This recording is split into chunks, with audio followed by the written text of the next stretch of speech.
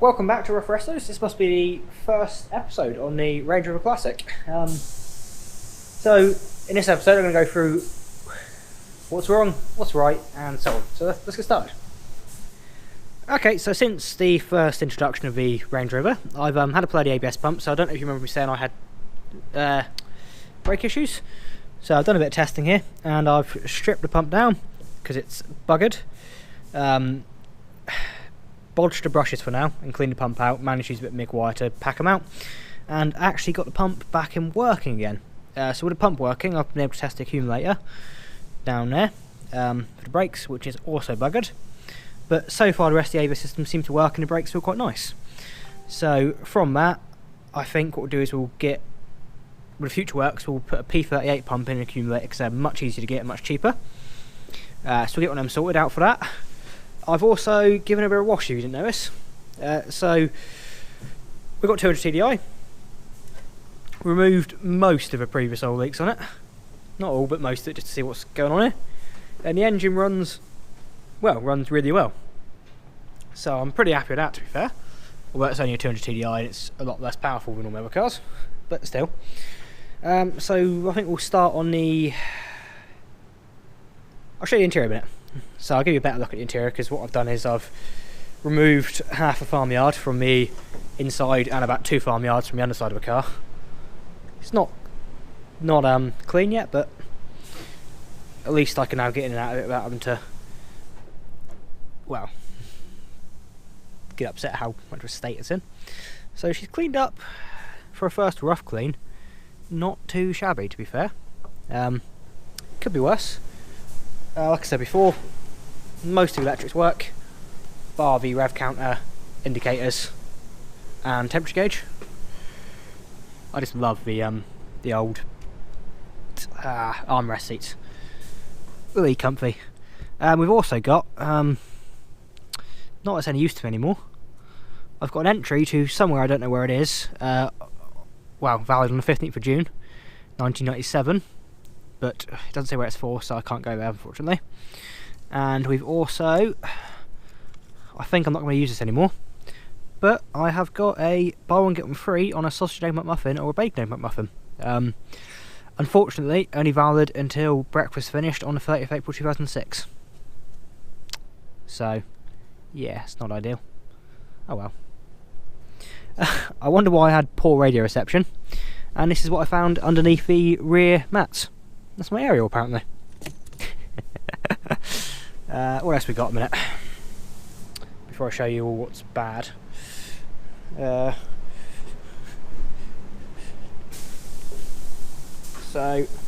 the boot is semi-cleaned up. Turns out I'm missing half a parcel shelf. Oh well. And I can't really... Well, I can maybe work back it and get it a bit nicer in the future. But I'm not going to go too precious on it for now.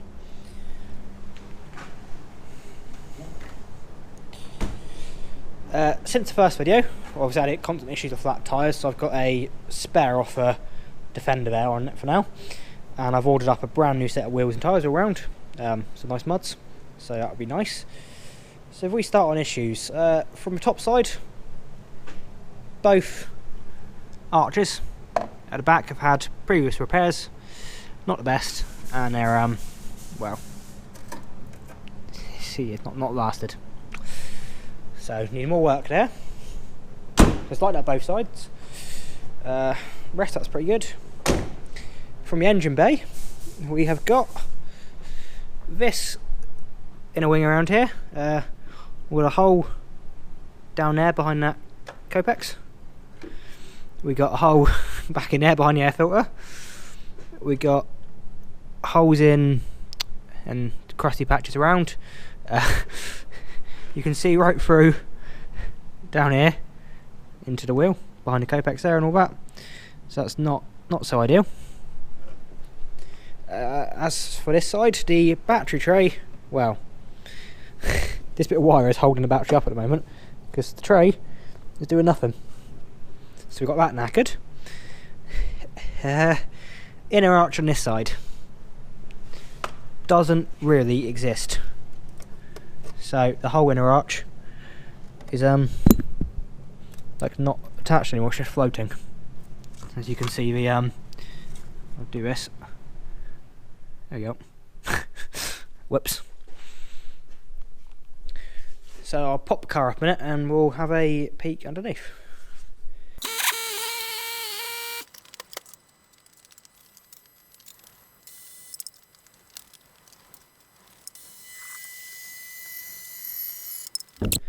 Right, so where do you look first? So, driver's side inner arch. There we go. I'm pretty sure there's going to be a headlight bulb there, but there's not. That's one issue. Come back up. Where is the battery tray? Well, what's the battery tray? Back we go. Inner arch. Oh god. Inner arch all gone. All gone. Body mount back there. Gone. Bit more corrosion around there. Brake pipes and ferrules where mud had been sitting on it for years. Corroded. Suspension. Surface rust. On we go. Some of this side. There's the washer bottle. Coming around. There's more already in a wing. And there's a bit of headlight as well. Whoops. But chassis up front here looks pretty good. There's a body mount up there which is completely gone again as well. Yep. Not looking too pretty. Coming back around then. We've actually got underneath here an outrigger and a body mount here which isn't too bad. It's always pretty good along here. Well, I say it's pretty good, it's a lot worse. Chassis again, looks pretty decent. I did find this,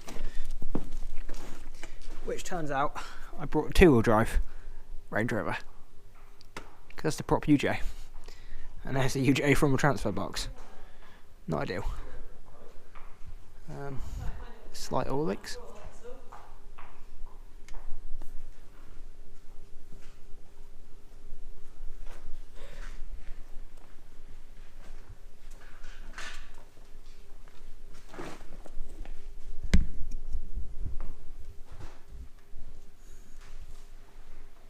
And then the steering dampener.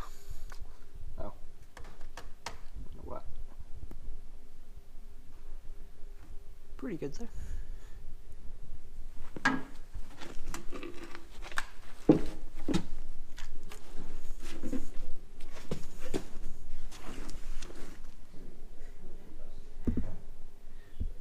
Rear outrigger, absolute mess. That's not good. Axle, not too shabby. This rear crossmember thing here, crusty, but hopefully not rotten.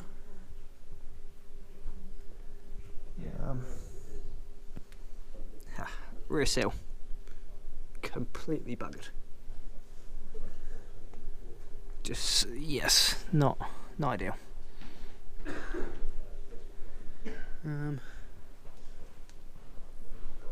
Chassis, the only part that's crusty would be this part here, but hopefully just surface. What else we got?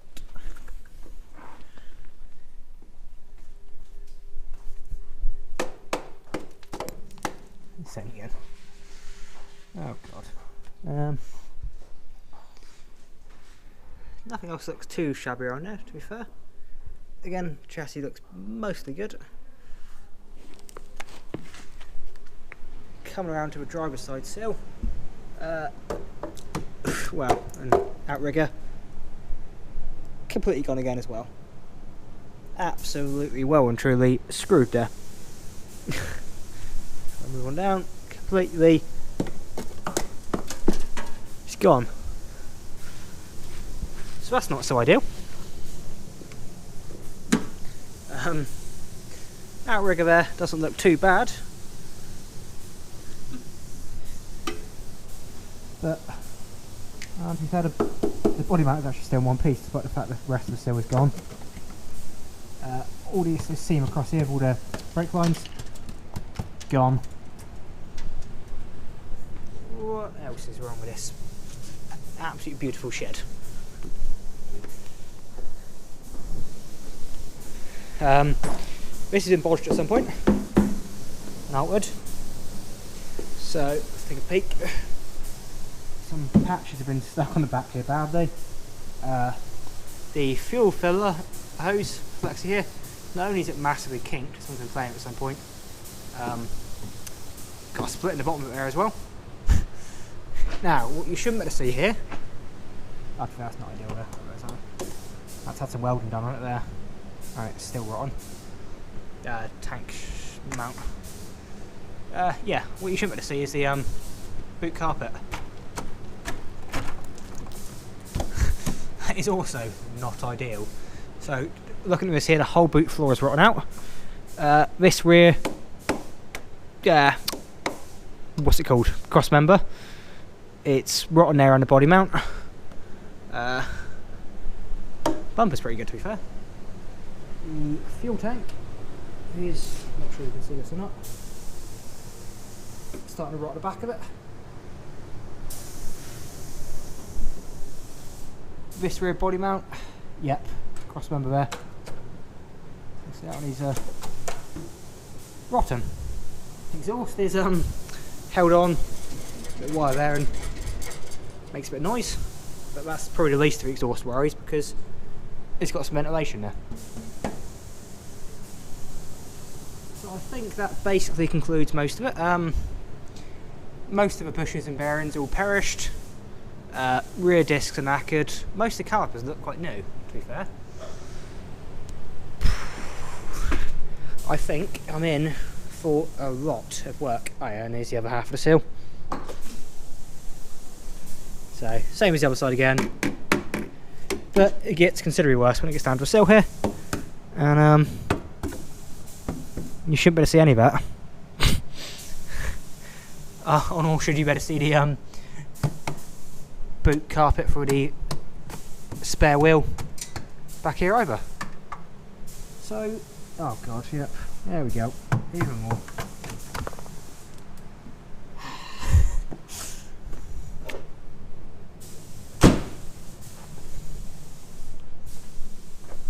Well, I think, well, I would say I've underestimated the project, but I did know how much work it was kind of going to be when I brought one of the, well, I'm pretty sure it's the cheapest Range Rover for sale at the time in the UK, and it's not failed to disappoint.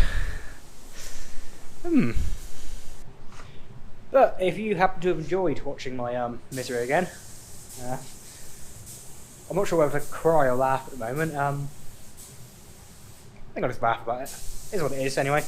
I'm going to go look at the price of all the repair sections and work out what's best doing with this. Ideally I want to save it. It's a nice motor, I've already fallen in love with it. But I don't want to spend weeks and weeks on something that's not worth it. So I'll do a little bit of looking into that, but I'm pretty sure I'm going to be doing a work on it. It's not going to be for a few months yet because I've got lots of other projects to get sorted out first. Workshop's got too much stuff in it and I just haven't got the time or the space in it at the minute. So down the line, hopefully soon, we'll get working on this one. We'll start ordering up parts and go and store this for a while. And then, yeah, I'm hoping the second episode of this is going to be coming right back into it balls deep and we'll get cracking on it. So if you want to have a look at this in the future, if you're interested in it, then why not? Well, like the video, subscribe to the channel and drop me a comment, tell me what you think. Tell me if you think it's fucked, tell me if you think it's worth saving. I've been Jordan, and until next time, yeah, see you again. Bye.